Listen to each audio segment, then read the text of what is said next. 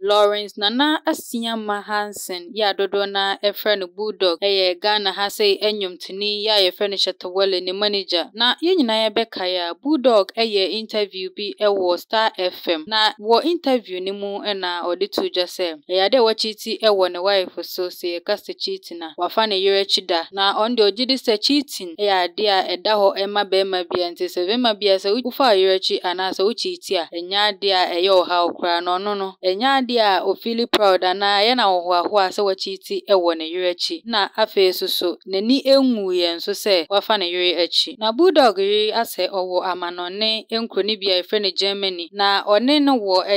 mmofra miensa ya emumienu emma na bema baako na wo sa interview no wo sha obayi atiye anya ne de se wo hwe Ghana fo a se oba no kra ani anda ho ana se wante kra na obi be hyeda atwa ho de atage ababaawa se hwede ukunu ka nti edan a obete de ekoso wo oman yi mu haise na eno na United Showbiz UTV de aba wo mu eda na di memenda bia abra Empress Nana McBrown otana konwoma ona ya odi sajumade hu achiame na Bulldog enso enne na oye na hoho ni bi oka guest ne ho na enne oba adwumade so na eno no na wo mu bewie na Bulldog di ba betu jasem opese ochia nipa bi mu kakra na enumu na obeka se wada ne yire achopa efisem ne interview na koye Star FM no ya de a one no atweso cheso omako ankasa ama wapa na yire achosa ase omfa na adwen emma no enti wo tena UTV so nim se UTV dem ekọ wiase afana nyina enti no ne yire enhwe no na opa na chow omfa ne bone enche no evise Ghana ehye enti ya dan a ebi wo no ma na chesem hye no bi wa na abo afa na adwen mu kakra na amane ka ensem a eho ehia enti ne yire no ba bi a wo bia no Bulldog say or